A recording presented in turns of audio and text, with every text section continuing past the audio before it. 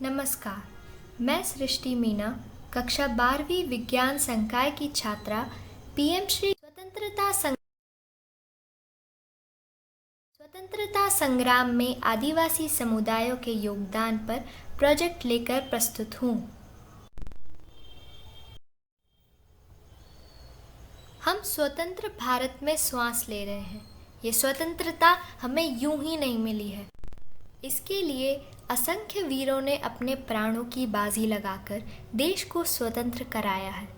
भारत एक धर्मनिरपेक्ष राष्ट्र है जिसमें विभिन्न जाति, धर्म एवं समुदायों के लोग निवास करते हैं। इनमें से एक जनजाति समुदाय भी है। जनजातीय समुदाय के लोग एक ही क्षेत्र में रहते हैं, एक ही भाषा बोलते हैं, एक ही संस्कृति को मानते हैं और एक ही जीवन शैली को अपनाते हैं। स्वतंत्रता संग्राम में इन जनजातियों ने अपना अमूल्य योगदान दिया, जिससे वर्तमान पीढ़ी अनभिज्ञ है। मैं स्वयं एक आदिवासी परिवार से संबंध रखती हूँ, इसलिए मैंने इस विषय को चुना है। भारतीय स्वतंत्रता आंदोलनों की भूमिका बहुत महत्वपूर्ण थी। ये आंदोलन ब्रिटिश शासन के खिलाफ थे और इन्होंने स्वतंत्रता की लड़ाई में महत्वपूर्ण योगदान दिया।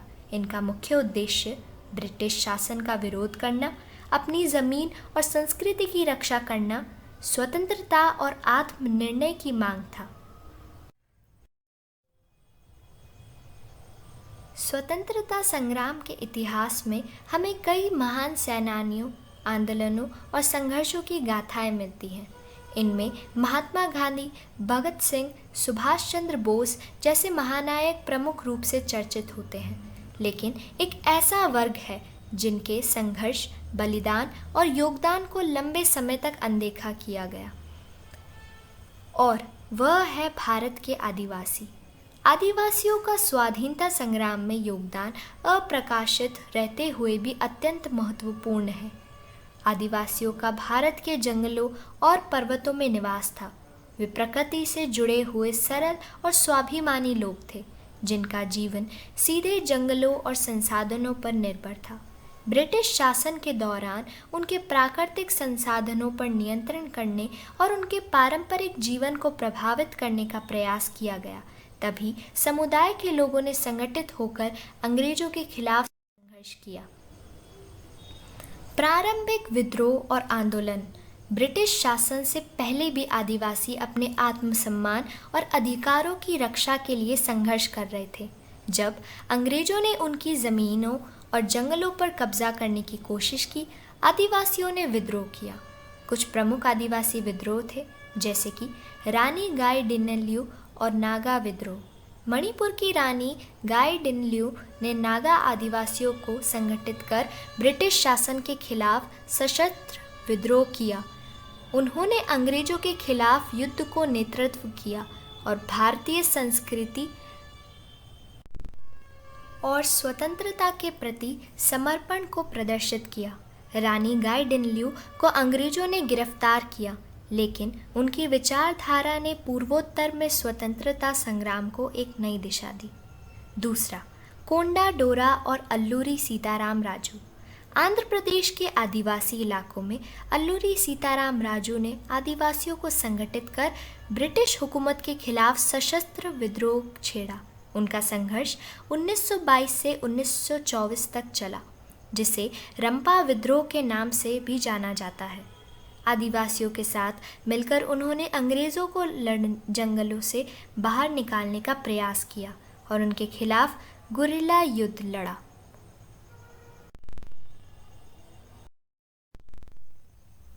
तीसरा, वन अधिकार और आदिवासी संघर्ष। ब्रिटिश हुकूमत ने भारतीय जंगलों और प्राकृतिक संसाधनों पर कब्जा करने के लिए कई कानून लागू किए, जिससे आदिवासियों के पारंपरिक अधिकार छीने गए। फॉरेस्ट एक्ट जैसे कानूनों आदिवासियों के जंगलों पर अधिकारों को सीमित कर दिया। इन कानूनों का विरोध भी आदिवासी विद्रोह का मुख्य कारण बना। आदिवासी महिलाओं का योगदान। स्वतंत्रता संग्राम में आदिवासी महिलाओं का योगदान भी अभूतपूर्व रहा है। वे अपने परिवारों के साथ कंधे से कंधा मिलाकर लड़ी। झारखंड की फूलो और झानो जैसी वीरांगनाओं ने जमींदारों और अंग्रेजों के खिलाफ शौर्य का प्रदर्शन किया और अपने समुदाय की रक्षा के लिए सशक्त भूमिका निभाई। प्रमुख जनजातीय आंदोलन। संथाल विद्रोह, जो कि 1855 से 1856 तक हुआ। संथाल भारत का मुंडा जातीय समूह की एक प्रमुख जनजाति है। संथाल विद्रोह, जिसे संथाल हूल के रूप में भी जाना जाता है, संथाल जनजाति द्वारा भी ब्रिटिश ईस्ट इंडिया कंपनी, जमींदार और सामंतवादियों के क्रूर नीतियों के खिलाफ पूर्वी भारत में, जो कि वर्तमान में झारखंड और पश्चिम बंगाल के नाम से जाना जाता है, वहीं का एक विद्रोह था। विद्रोह का नेतृत्व 4 मुर्मू भाइयों ने किया, सिद्धू, कान्हू, चांद और भैरव, तथा 2 जुड़वा मुर्मू बहनें फूलो और झानो ने किया था। इनका आरंभिक जीवन है। सिद्धू मुर्मू और कान्हू मुर्मू का जन्म वर्तमान झारखंड राज्य के भोगनाडीह नामक गांव में एक संथाल आदिवासी परिवार में हुआ था। इनके अलावा इनकी 2 बहनें भी थीं, जिनका नाम फूलो मुर्मू और झानो मुर्मू था। इन 6 भाई बहनों के पिता का नाम चुन्नी मांझी। संथाल विद्रोह का नेतृत्व। संथाल विद्रोह यानी हूल आंदोलन का नेतृत्व सिद्धू कान्हू ने किया था। सिद्धू कान्हू के नेतृत्व में इस लड़ाई में संथाल परागना के स्थानीय आदिवासियों एवं गैर आदिवासियों ने जान की बाजी लगाकर ब्रिटिश शासन के विरुद्ध लड़ाई लड़ी। अंग्रेजी शासन की गलत नीतियों के कारण जंगल तराई, जो आज संथाल परागना है, इसके अलग अलग क्षेत्रों में असंतोष गहराने लगा था। समय के साथ पूरे जंगल तराई क्षेत्र में अलग अलग विद्रोही जैसे सिद्धू कान्हू, चानकू महतो, राजवीर सिंह, श्याम परागना, बैजैल सोरन, चालो जोल्हा, राम गोप, विजय गर्भू आदि दर्जनों क्रांतिकारियों ने अपने अपने क्षेत्र में स्थानीय लोगों को संगठित कर अंग्रेजों की गलत नीतियों का प्रतिकार करना शुरू कर दिया था। इनमें सबसे जोरदार विद्रोह का स्वर सिद्धू कान्हू के नेतृत्व में चलाया जा रहा था। यही कारण था कि सिद्धू कान्हू पूरे जंगल तराई में सबसे सशक्त विद्रोही बनकर उभरे थे।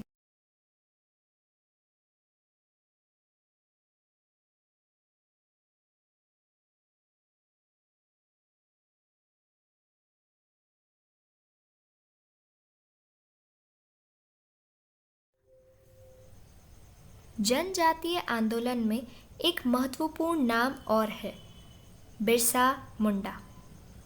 बिहार के दक्षिणी भाग में पहाड़ और घने जंगल हैं। इन जंगलों में कई आदिवासी जनजातियां रहती हैं। उनमें से एक है मुंडा। सैकड़ों वर्षों से मुंडा जाति के लोग जंगल के सहारे जीते आ रहे हैं। अब से कोई 100 साल पहले इनकी दशा बहुत खराब थी। ऐसे ही समय में सन 1875 में चालकाद के एक निर्धन परिवार में एक शिशु का जन्म हुआ।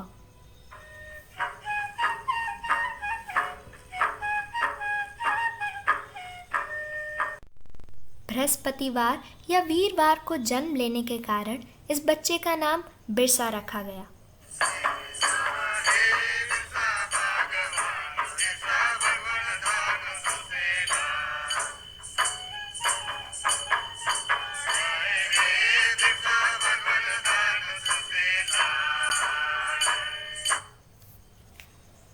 यही था मुंडाओं को उनके जातीय गौरव को याद दिलाने वाला बिरसा मुंडा।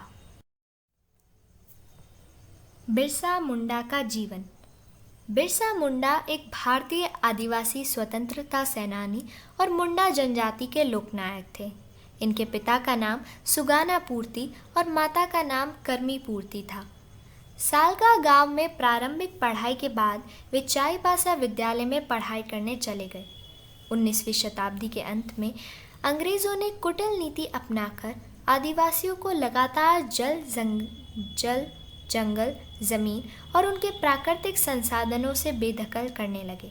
हालांकि आदिवासी विद्रोह करते थे, लेकिन संख्या बल में कम होने एवं आधुनिक हथियारों की अनुपलब्धता के कारण उनके विद्रोह को कुछ ही दिनों में दबा दिया जाता था। यह सब देखकर बिरसा मुंडा विचलित हो गए और अंततः 1895 में अंग्रेज़ों की लागू की गई जमींदारी प्रथा और राजस्व व्यवस्था के खिलाफ लड़ाई के साथ साथ जंगल ज़मीन की लड़ाई भी छेड़ दी। यह मात्र विद्रोह नहीं था, यह आदिवासी असीमता, स्वायत्तता और संस्कृति को बचाने के लिए संग्राम था।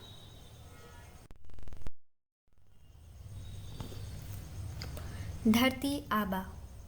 धीरे धीरे बिरसा मुंडा का ध्यान मुंडा समुदायों की गरीबी की ओर गया।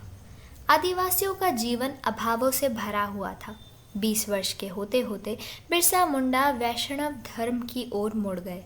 जो आदिवासी किसी महामारी को दैवीय प्रकोप मानते थे, उनको वे महामारी से बचने के उपाय समझाते और लोग बड़े ध्यान से उन्हें सुनते और उनकी बात मानते थे।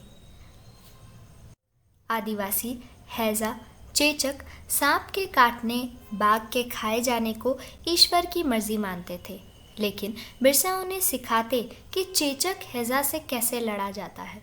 वो आदिवासियों को धर्म एवं संस्कृति से जुड़े रहने के लिए कहते और साथ ही साथ मिशनरियों के क्रूचक से बचने की सलाह भी देते।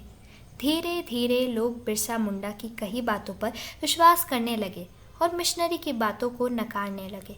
बिरसा मुंडा आदिवासियों के भगवान हो गए और उन्हें धरती आबा कहा जाने लगा। विद्रोह में भागीदारी और अंत। भारतीय स्वतंत्रता के इतिहास में सबसे उल्लेखनीय आदिवासी विद्रोह में से एक मुंडा विद्रोह था, जिसे मुंडा उलगुलान के नाम से भी जाना जाता था। 1899 से 1900 के वर्षों में बिरसा मुंडा ने छोटा नागपुर के क्षेत्र में आंदोलन के समन्वयक के रूप में कार्य किया। उलगुलान के रूप में जाना जाने वाला महान विद्रोह स्वतंत्रता और मुंडा राज की स्थापना के लिए काम करता था। मिशनरियों ने छोटा नागपुर पठार के क्षेत्र में आदिवासी धर्मांतरण का जो सपना 19वीं सदी में देखा था, उसमें बिरसा मुंडा सबसे बड़े बाधक बने। षड्यंत्र कर 3 मार्च को बिरसा मुंडा को पकड़ लिया गया। इसमें उनके किसी अपने ने ही 500 रुपये के लालच में उनके गुप्त ठिकाने के बारे में प्रशासन को सब कुछ बता दिया। उनके साथ पकड़े गए लगभग 400 लोगों को कई धारा के अंतर्गत दोषी बनाया। बिरसा मुंडा अमर हो गए। 1900 ई को बिरसा मुंडा को गिरफ्तार कर लिया गया और रांची जेल में बिरसा की मृत्यु हैजे से हो गई। बिरसा मरे नहीं, अपितु अमर हो गए। जब जब आदिवासी विद्रोह के बारे में हम बात करेंगे, बिरसा मुंडा का नाम प्रथम पंक्ति में लिया जाए। जनजातीय गौरव दिवस। आज भी बिहार, उड़ीसा, झारखंड, छत्तीसगढ़ और पश्चिम बंगाल के आदिवासी इलाकों में बिरसा मुंडा को भगवान की तरह पूजा जाता है। भारत सरकार के केंद्रीय मंत्रिमंडल द्वारा 10 नवंबर 2021 को आयोजित बैठक में आदिवासी स्वतंत्रता सेनानियों के योगदान को याद करने के लिए बिरसा मुंडा की जयंती 15 नवंबर को जनजातीय गौरव दिवस के रूप में घोषित किया है। इस दिन को भारत के एक वीर स्वतंत्रता सेनानी को याद किया जाता है। निष्कर्ष।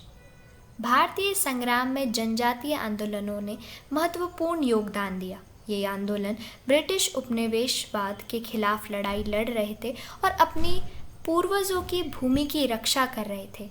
इन आंदोलनों ने भारतीय स्वतंत्रता संग्राम को मजबूती प्रदान की और इसी प्रकार देश की आज़ादी में आदिवासियों ने भी अपना महत्वपूर्ण योगदान दिया।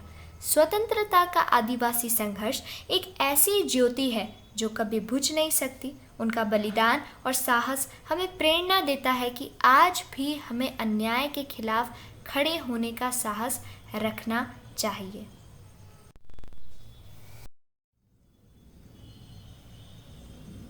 धन्यवाद।